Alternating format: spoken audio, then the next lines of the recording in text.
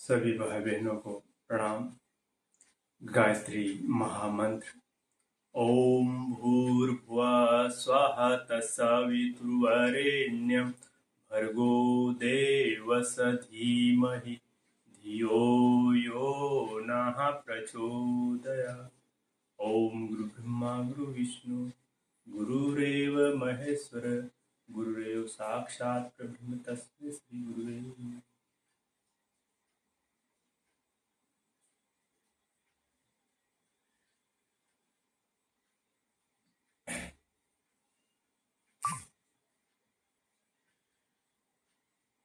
मन की चंचलता,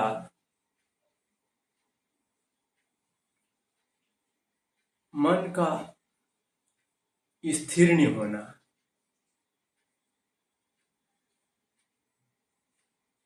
और ध्यान के द्वारा चंचल मन को स्थिर रखना। चंचलता व्यक्ति को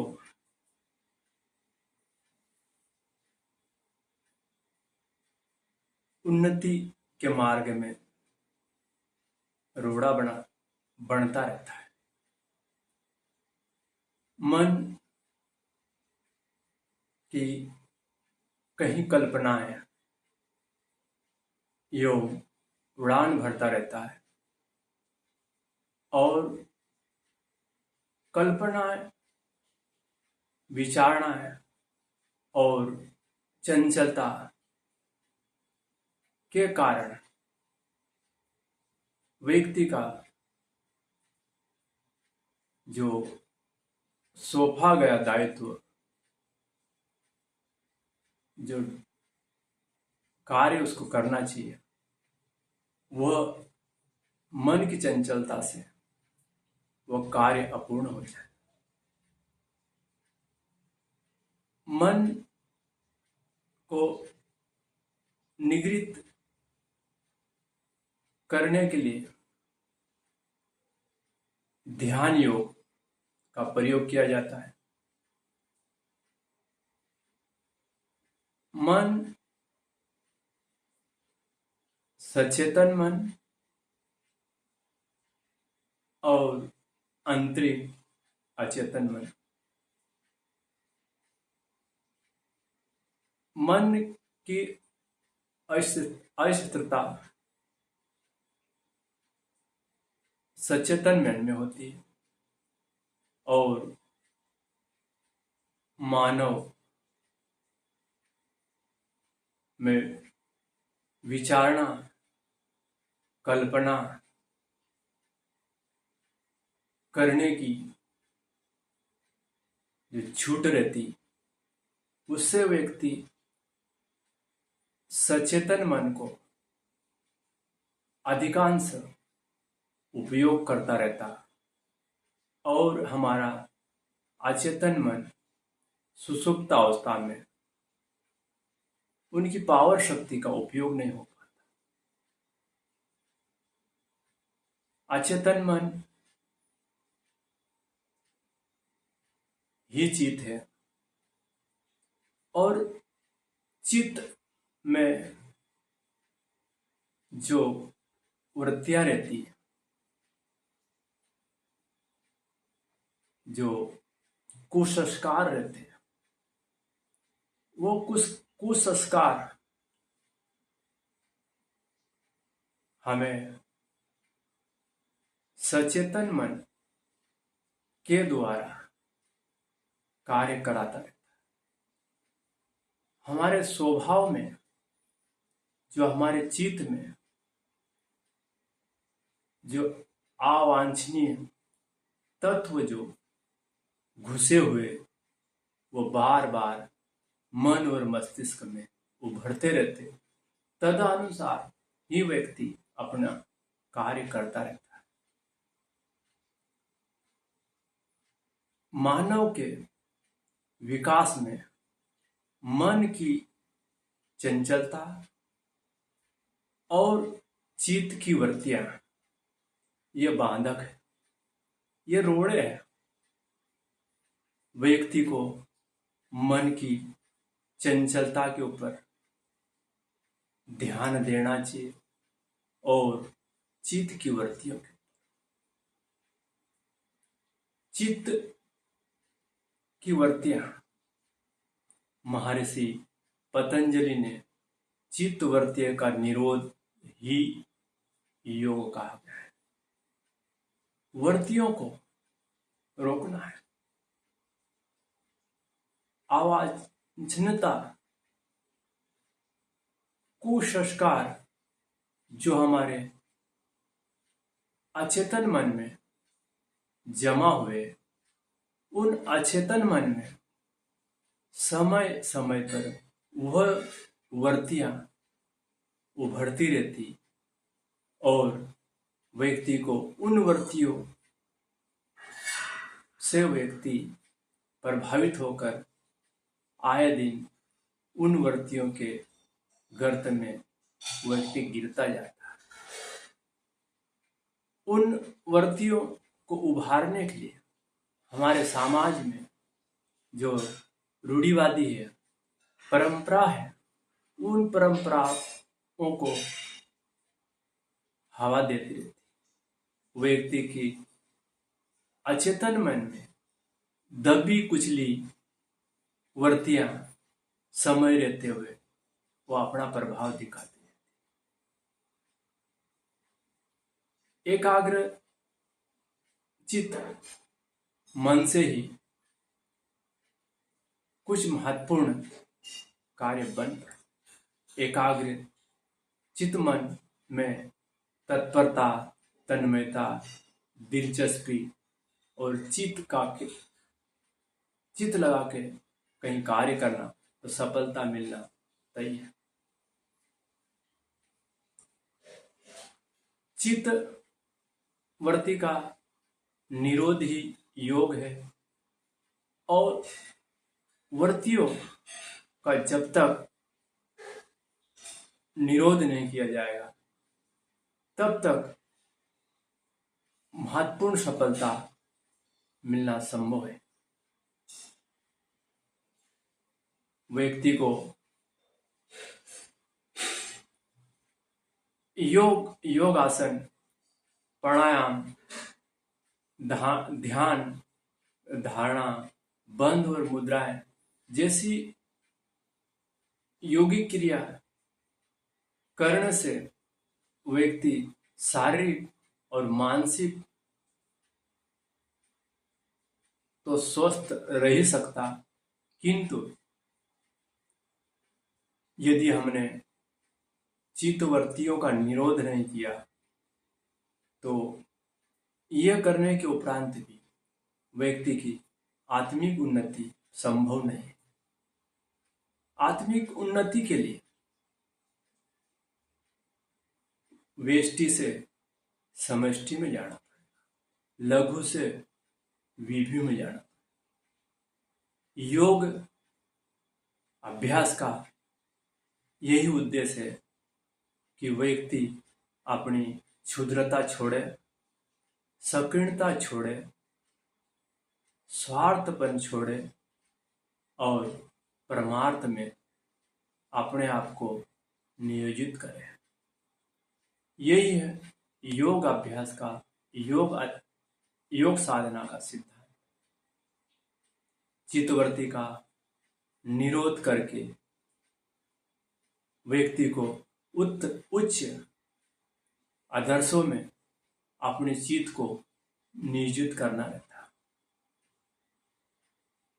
सचेतन मन से व्यक्ति नाना प्रकार के सपनाएं, कल्पनाएं करने में व्यक्ति अपना समय गुजारता रहता। सचेतन मन की अधिकता होने के कारण अचेतन मन दबा हुआ रहता। अचेतन मन में अतीन्द्रिय क्षमताओं का जो आकांक्षाएं, महत्वाकांक्षाएं जो दबी हुई रहती, वह दबी की दबी ही हमारी जो तलहटी में जो शक्ति और पावर जो ईश्वर द्वारा हमें प्रदत्त है उसका हम उपयोग नहीं कर पाए। पशु पक्षियों में सचेतन मन, विचारणा, बुद्धि और कल्पना पशु पक्षियों में नहीं के बराबर रहती। ऐसी स्थिति में पशु और पक्षी का अचेतन मन सक्रिय रहता। देखने में आता कुत्तों में अतीन्द्रिय क्षमता जो उनकी जागृत है, उनको आभास हो रहा है कि गांव में मोहल्ले में कौन नया, वो अपने आंख बंद किए हुए उसको आभास कर लेता हो अपने गंध के माध्यम से।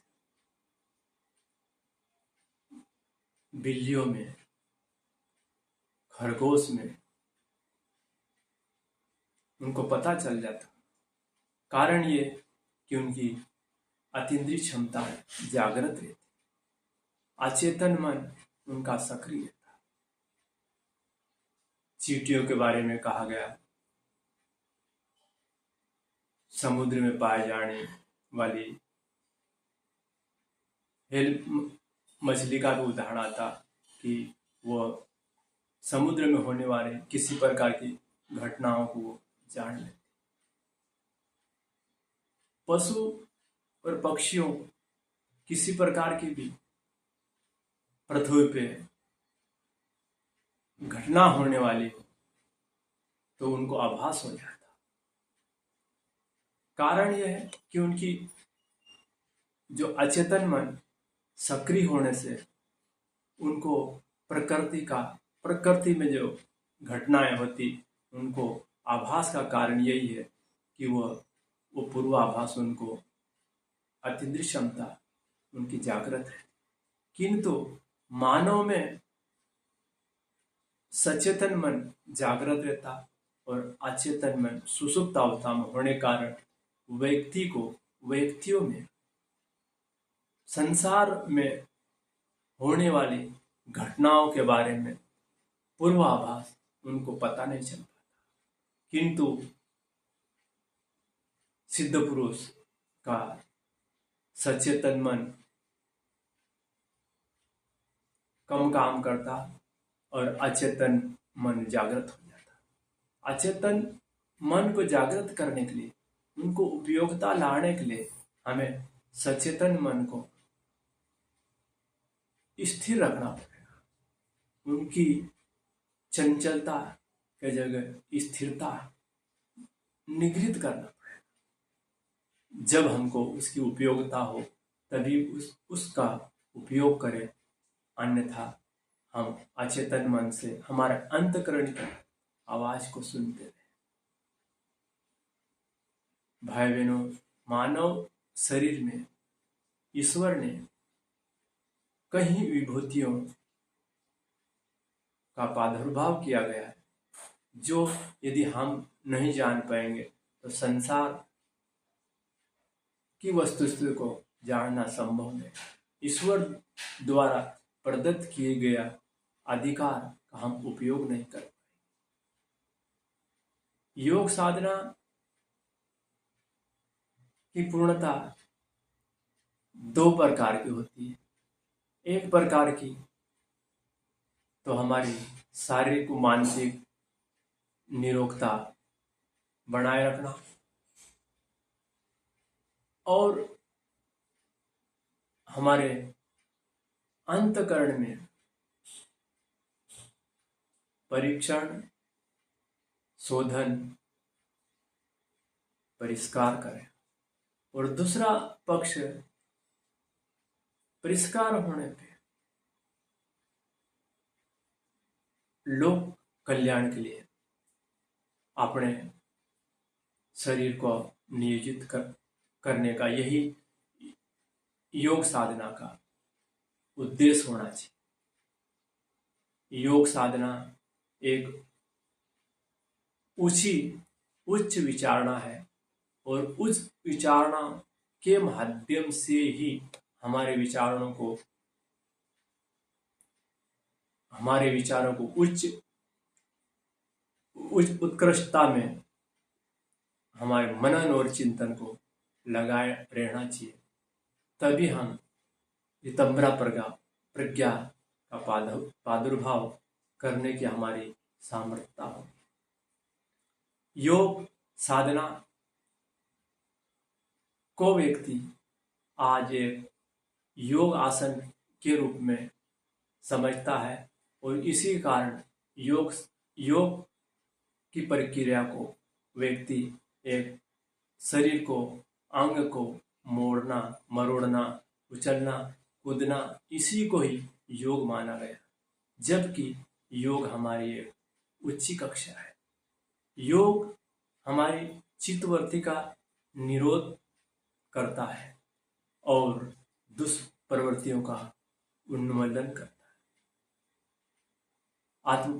आत्मनिरीक्षण, आत्मशोधन और आत्मनिर्माण, आत्मविकास की प्रक्रिया योग साधना के माध्यम से भी संभव है। योगी लोग इसी में अपने को आनंद की अनुभूति करता है।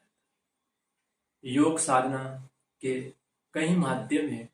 व्यक्ति किसी भी माध्यम को चुन के अपना आनंदित, प्रफुल्लित जीवन जीता रहता, किंतु लोक कल्याण के लिए कुछ ही लोग अपने को नियोजित करता और लोक कल्याण, अपने आप को लोक कल्याण के लिए नियोजित करना ही ईश्वर को समर्पण, विसर्जन, विलय, इसी को कहा गया है कि ईश्वर की कार्य योजना में हमें समर्पण होना पड़ेगा, विसर्जन होना पड़ेगा और उनके कार्य में हम सहभागी बने, तभी हमारे मानव जीवन की उपयोगिता होती है। ओम शांति।